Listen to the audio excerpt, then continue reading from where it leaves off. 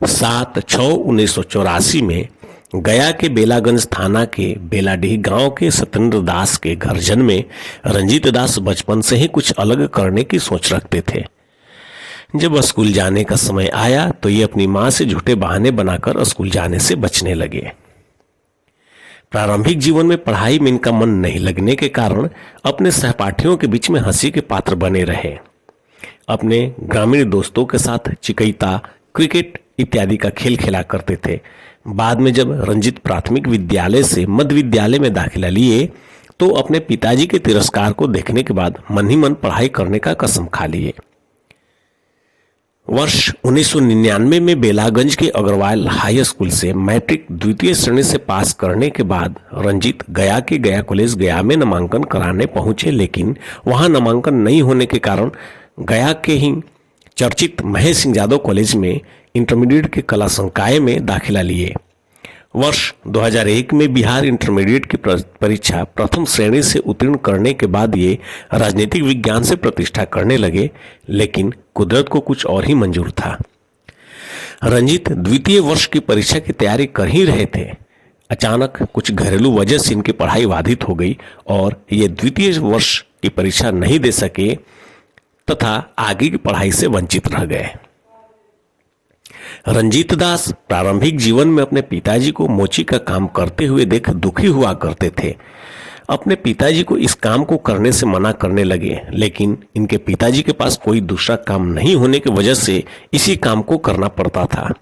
बाद में रंजीत के पिताजी सत्येंद्र दास अपने बेटे की बात मान मोची का काम छोड़ दिए और खेतों में मजदूरी करने लगे। खेतों में मजदूरी करने के साथ साथ ये बाजा बजाना सीखने लगे। बहुत ही जल्द सत्येंद्र ने बाजा बजाना भी सीख लिए और एक बैंड पार्टी में सम्मिलित होकर पिछले लगभग 20 सालों से शादी समारोह, जागरण इत्यादि अलग अलग समारोहों में बाजा बजाने का काम कर रहे हैं। इधर रंजीत की शादी वर्ष 2000 में अरवल जिला के किंजर निवासी श्री राम स्वरूप राम की बेटी रेणु कुमारी के साथ हो गई। रेणु के शादी होने के बाद रंजीत के ऊपर जिम्मेवारियों का बोझ बढ़ गया। ये अपने गांव को छोड़कर बाहर कमाने चले गए। कुछ वर्षों बाद रंजीत अपने गांव वापस आए। बाद में ये अपनी पत्नी और पिताजी के द्वारा समझाने के बाद गांव में ही रहकर रुपए कमाने की चाहत रखने लगे। रंजीत दास के बारे में जब गांव वालों से बातचीत हुई तो उन लोगों ने बताया कि रंजीत गरीब परिवार में जन्म जरूर लिया है, लेकिन दिल का वो अमीर है। रंजीत दूसरों की आंखों में आंसू नहीं देख सकता। ये अपने कर्म में विश्वास रखता है। लोगों की मदद करना रंजीत का शौक है। रंजीत गांव के लोगों की समस्या को थोड़े मेहनत से सुलझा देता है। एक दिन रंजीत के गांव के ही अशोक सिंह अपने पास बुलाकर घंटों देर तक बात करते हैं और रंजीत को समाज सेवा तथा राजनीति का ज्ञान देते हैं। इसे राजनीतिक कैरियर के बारे में बताने लगे। राजनीतिक गुरु के रूप में अपना आशीर्वाद देकर स्थानीय चुनाव लड़ने को कहते हैं। समय पर रंजीत ग्राम पंचायत बेलागंज के मुखिया प्रत्याशी के पद से चुनाव लड़ने हेतु नामांकन कराए और इस चुनाव को रंजीत ने जीत भी लिया। तब से आज तक रंजीत का कदम राजनीतिक जीवन में कभी भी कहीं भी पीछे नहीं रुका और न ही इन्होंने कभी पीछे मुड़कर देखा।